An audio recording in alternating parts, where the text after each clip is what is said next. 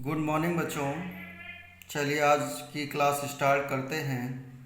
कल के दिन तक एक्सरसाइज 5.2 को कंप्लीट कर दिया गया था, जिसे उम्मीद है कि आप सभी लोगों ने अच्छे से सॉल्व कर लिया होगा, प्रैक्टिस कर ली होगी। अब आज एक्सरसाइज 5.3 को स्टार्ट करते हैं। इसमें सबसे पहला प्रश्न है, एक चीज़ और कि इसमें इस पूरी प्रश्नावली में निम्नलिखित समीकरणों में से प्रत्येक का हल ज्ञात करना है। जिसमें से पहला सवाल है जो दिया जा रहा है x² + 3 = 0। तो बच्चों ये एक द्विघात समीकरण है और द्विघात समीकरण को हल करने के लिए पहले हम ये ज्ञात करते हैं कि इसके मूलों की प्रकृति क्या है। तो यहाँ पर बच्चों ये चूँकि सम्मित संख्याएं पढ़ रहे हैं तो उसके अनुसार इसको हल करेंगे। तो x² बराबर 3 को इधर ले आएंगे तो -3 और -1 का मान रख देंगे i²। -1 का मान बच्चों क्या रख देंगे i², तो ये वैल्यू हो जाएगी 3i²। अच्छा बच्चों ये डायरेक्टली मेथड क्यों लगाने लगे, हमने यहाँ मूलों की प्रकृति चेक नहीं की है। वो इसलिए क्योंकि x² + 3 = 0 दिया जा रहा है, जिससे हमें x² बराबर -3 मिला है। और अगर किसी भी संख्या का वर्ग ऋणात्मक आ रहा है, इसका मतलब वो संख्या वास्तविक नहीं हो सकती है, अर्थात वो संख्या अधिकल्पित या सम्मित संख्या के रूप में लिखी जा सकती है। इसीलिए इसको डायरेक्टली हल करने लगे कि x² बराबर -3, तो x² की वैल्यू क्या लिखेंगे 3i², क्योंकि i² का मान -1 के बराबर होता है। अब यहाँ पर इसका वर्गमूल ले लेंगे तो x बराबर ±i√3 वैल्यू आ गई। तो यही इसके दोनों हल आ जाएंगे, एक बार प्लस साइन के साथ और एक बार माइनस साइन के साथ। ठीक है बच्चों, ऐसे आगे बढ़ते हैं दूसरे सवालों में। दूसरे सवाल में इक्वेशन दी जा रही है 2x² + x + 1 = 0। तो यहाँ पर अब ऐसे चेक नहीं हो सकता है कि इसके प्रकृति इसके मूलों की कैसी होगी, इसलिए यहाँ पर सबसे पहले समीकरण की तुलना करके हम इसमें से गुणांकों के मान निकाल लेंगे। तो हमने क्या किया, इसका जो व्यापक समीकरण होता है ax² + bx + c = 0, इससे तुलना कराई और तुलना कराने पर a b c के मान निकाल लिए। तो a का मान बच्चों यहाँ देखो 2 है, b का मान 1 है, c का मान भी 1 है। तो सबसे पहले विविक्त कर निकालेंगे। तो फार्मूला ये पहले बताया जा चुका है आपको, जब थ्योरी की क्लास हमने इसी चैप्टर की ली थी, कि विविक्त कर d बराबर होता है b² - 4ac। यहाँ पर a b c तीनों ही गुणांकों के मान रख देंगे। तो b का मान ये बच्चों 1 दिया जा रहा है, -4, a और c, तो a का मान 2 है और c का मान 1 है। तो इस मान को यहाँ रख के इसको हल कर लेंगे तो ये 1 आ जाएगा और -4 दूनी 8 आ जाएगा, जिसमें इसका मान आ जाएगा -7। तो d का मान बच्चों यहाँ हमें ऋणात्मक मिल रहा है। ऋणात्मक का मतलब हुआ कि इसका मान 0 से कम है, और जब d का मान 0 से कम होता है तो उसको समीकरण के जो मूल होते हैं बच्चों वो सम्मिश्र होते हैं। कैसे होते हैं, सम्मिश्र होते हैं। ये कंडीशन आपको तीनों बताई गई हैं कि d का मान 0 से कम होगा तो मूल कैसे होंगे, d का मान 0 से अधिक होगा तो मूल कैसे होंगे, और d का मान 0 के बराबर होगा तो मूल कैसे होंगे। तो ये कंडीशन आपको याद कर लेनी चाहिए।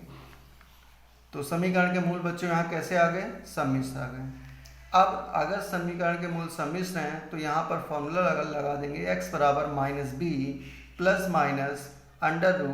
√b² - 4ac/2a। यहाँ पर ये जो मान अंडर रूट के अंदर लिखा हुआ है b² - 4ac, यही इसके विविक्त कर यानी d का मान होता है।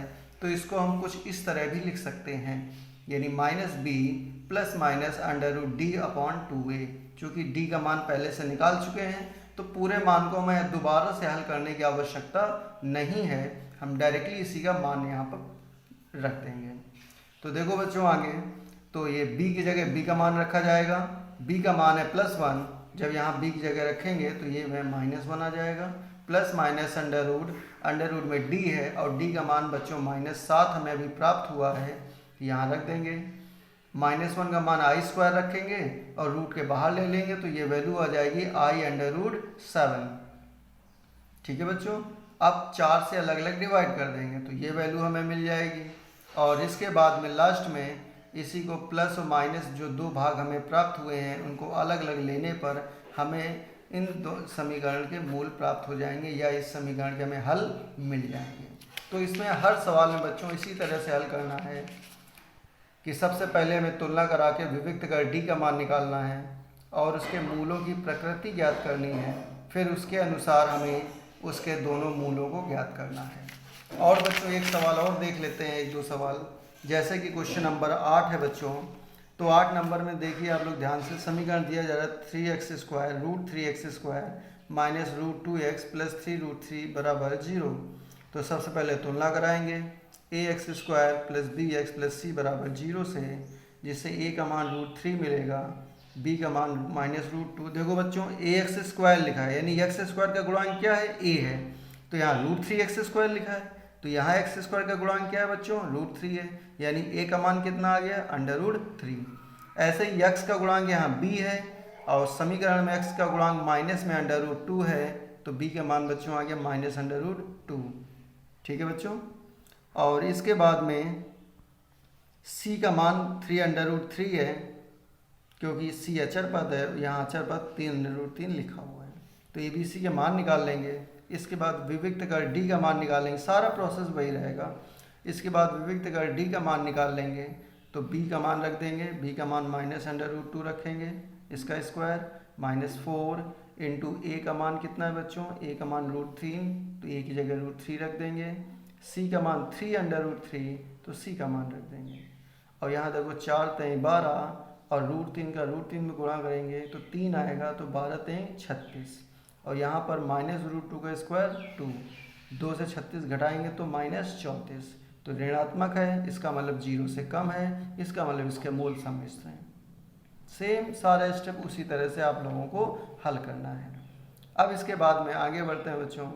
तो x बराबर ये formula minus B plus minus √। अब यहाँ बच्चों देखो भाई b² माइनस 4ac की जगह हमने डायरेक्टली यहाँ यूज कर दिया है d अपॉन 2a।